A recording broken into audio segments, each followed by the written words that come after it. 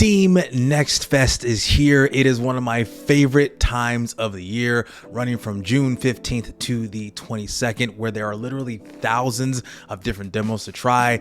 I have an entire list that I've been working on, and at the end of the month, I'm going to show it off in different categories. But for today's video, I'm going to be talking about 5 different games of their demos that you need to try out right now during the Steam Next Fest to kind of set your mind right, and set your intention on some of the awesome games that are popping off right now during the time of Steam Next Fest. So let's get into them right now. Become the embodiment of bullet hell in Warhammer Survivors, a fast-paced roguelike survivors game. Play as characters from the Warhammer 40k and Warhammer Age of Sigmar universes, collect and evolve iconic weapons, and destroy endless swarms of enemies. I don't know what happened in the development of this. It seems like the developers went to the same developers of Vampire Survivors, like, hey, can't we just use exactly what you did but just slap the Warhammer 40k skin on it? Okay, cool, let's just do that. It's literally a one-to-one recreation of Vampire Survivors, but it's using characters from Warhammer 40k and Warhammer Age of Sigmar. I know zero things about the Warhammer lore. The only thing I know about Warhammer is Space Marine. I know a little bit maybe about orcs and maybe something about rats. I have no idea. I have no idea about anything Warhammer related, but I do know that this is a Vampire Survivor style type of game in the most literal sense. I've seen a lot of Survivor type of games, but man, the fact that this is literally a one-to-one recreation of that, just slap a Warhammer 40k skin on it, is crazy to me. And it plays exactly the same. Like, what more is to be said about a game like this that literally is taking the same style of Vampire Survivors, but just putting a different lore on it, put a different spin on it, and using the different weapons and different items and different characters from the Warhammer universe. So if you're someone who is well versed in that, this will probably be something very fun for you. Kind of, you know, scratch that itch of the Warhammer fans, because there's a lot of Warhammer type of games out there, and this is just the latest iteration of that. So check out the demo for Warhammer Survivors. Leap, slash, and soar through Gothic ruins in Midnight Horde, a high mobility auto shooter where parkour meets reverse bullet hell. Battle through swarms of monstrosities, upgrade deadly weapons, and build strongholds to push back the creeping dark. This is a crazy looking game. The fact that you're just scaling these massive structures and building them all out as you're being swarmed by enemies is insane. It is incredible. It is so much fun to play. When I first booted this up, I was dying immediately, but as you grow in power, as you do with games like this, you just see how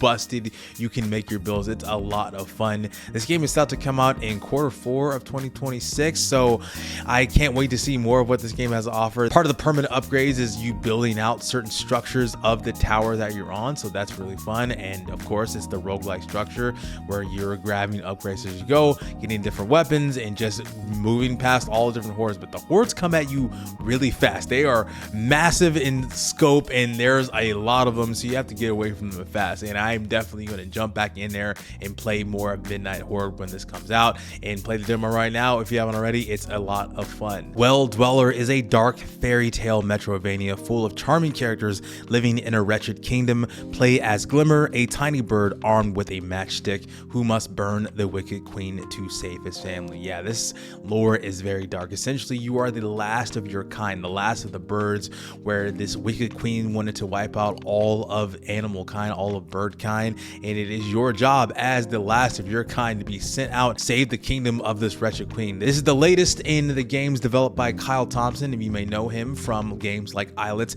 and Crypt Custodian. Great games. I love his particular art style. It's really fun to see these really cool characters. Even in this dark fantasy world, the characters are very lively, very charming, very cool, very animated. There's a lot of depth. A fun demo coming out sometime here in 2026. If you love Islets, if you loved Crypt Custodian, this is definitely one for you to check out, because again, this has this same flavor and same art style that he is known for, and it's really fun. Check out Well Dweller. Step back into the shoes of a curious photographer and set off on a brand new adventure all about uncovering hidden details, helping friends along the way, and documenting the world's little wonders in TOEM 2, the sequel behind the acclaimed TOEM. I loved the first TOEM. We actually played this as a community in the Good Game Lobby Discord, and again, another shout out to the Good Game Lobby Discord. We're actually playing Tunic right now in the Discord. If you need to jump in right now, jump in with the community and talk about Tunic with us. us, but TOEM was a fantastic game. I loved how fun this game was and how charming and how unique it was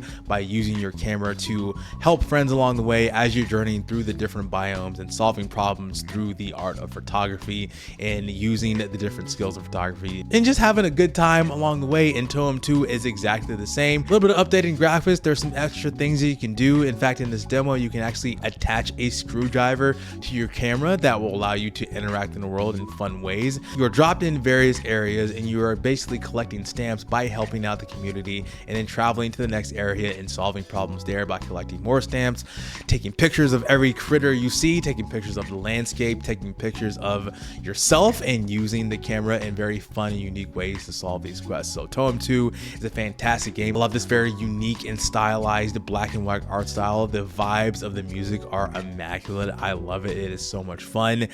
Definitely check out TOEM 2. If you haven't played the first game, check out TOEM 1 as well to kind of set you up for what you can expect for TOEM 2.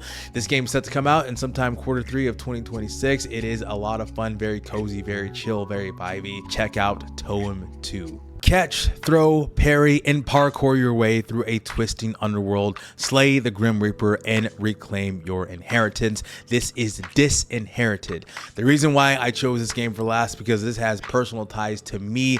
Dryden Thomas is a friend of the channel. He's one of my day ones when it comes to this particular channel. He's one of the first developers that I interviewed, one of the few contacts I've had when I first started getting into this whole YouTube and indie game scene. He's also one of the people, because he's a musician himself, that connected me with the Blackthorn project and many other projects, which has allowed me to showcase my own music in different video games. So Dryden has done a lot for me personally, and his game Disinherited is fantastic. He's done a lot of development over the years that he's announced it. You should definitely check out his channel because he has a lot of content related to Disinherited, and it is fantastic. He does a great job showing off the progress, and this game has made a lot of progress since its initial inception. Essentially what this game is, you are Samuel. Your father recently cut you out of his will, and you are descending into the catacombs to gain eternal life, the thing that he's been seeking. So you're doing this despite your father. So you're descending through the catacombs. You're using your cane